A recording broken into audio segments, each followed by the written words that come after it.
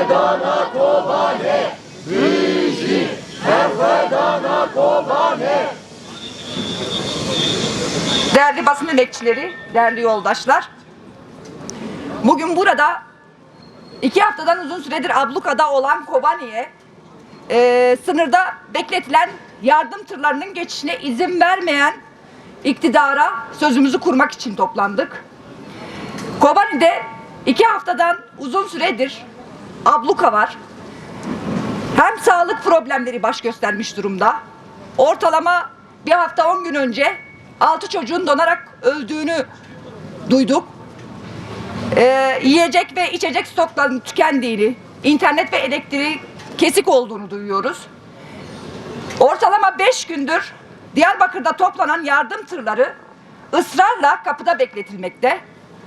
Dün itibariyle de yardım tırları Diyarbakır'a geri gönderilmiş durumda. Biz bir an önce bu Mürşitpınar sınır kapısının açılmasını talep ediyoruz. Bu sebeple de basın açıklamamızı okumak üzere arkadaşıma mikrofonu veriyorum. Büyücü, Berfedana Kobane, Büyücü, Berfedana Kobane. Eğer barış diyorsak o kapı açılacak. Yardımlar için insani koridor oluşacak ve barış diyenler ölümden yana değil, yaşamdan yana pozisyon alacak. Ancak bu şekilde bizler halklar olarak barışın sağlanamayacağını, ölümle barışın bir arada olamayacağını düşünüyoruz. İktidarı ve her gün demokrasi diyen ortağını samimiyete, icraate ve bir an önce Kobani halkı için koridoru açmaya çağırıyoruz. Bir çağrımız da ana muhalefete. Çağrı yapmanın değil, harekete geçmenin zamanıdır. Tarihi bir dönemden geçiyoruz. Ya insanlık diyeceğiz ya da IŞİD barbarlığına teslim olacağız. Kobani'de düşene, dövüşene bir selam. Kobani'de düşene, dövüşene bir selam.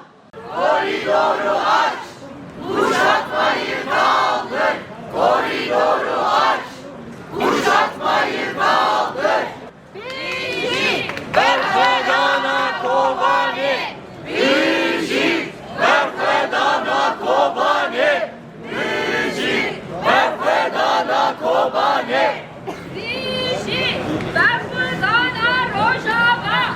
Büyücü, Berfedana Rojava.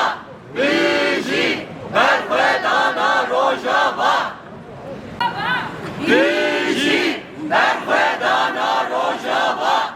Büyücü, Berfedana Rojava.